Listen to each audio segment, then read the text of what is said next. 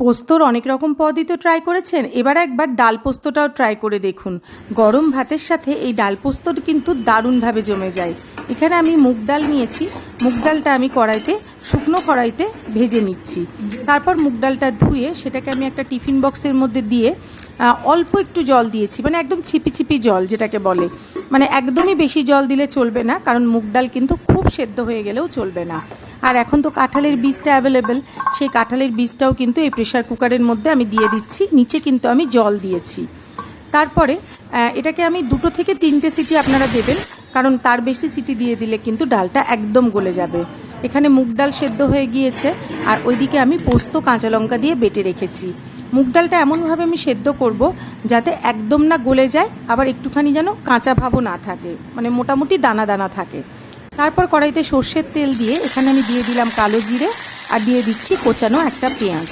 তারপর সেটা ভালো করে ভেজে নেব। তারপর পেঁয়াজটা বেশ ভাজা ভাজা হয়ে এলে যে সেদ্ধ করে রাখা কাঁঠালের বীজটা ছিল সেটা এর মধ্যে দিয়ে দিচ্ছি। তারপর সেটাও ভালো করে ভাজা ভাজা হয়ে এলে যে মুগ ডালটা আমি করে রেখেছিলাম সেদ্ধ, সেটা এর মধ্যে অ্যাড করছি।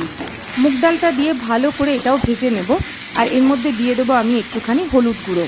যেহেতু আমি কাঁচা লঙ্কা পোস্তর সঙ্গে বেটে নিয়েছিলাম, তাই আলাদা করে এর মধ্যে কিন্তু কোনো রকম লঙ্কার ব্যবহার আমি করছি না।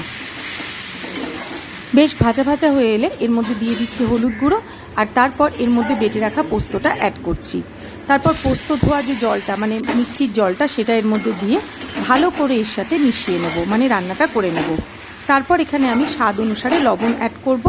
আর আপনারা চাইলে একটু চিনি দিতে পারেন, কিন্তু আমি এর মধ্যে কোনো চিনি অ্যাড করিনি।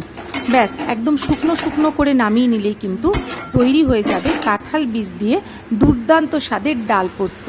এটা কিন্তু একদম শুকনো শুকনো হয়, প্রথম পাতে খাবারের জন্য কিন্তু দারুণ একটা পদ। বাড়িতে অবশ্যই ট্রাই করবেন।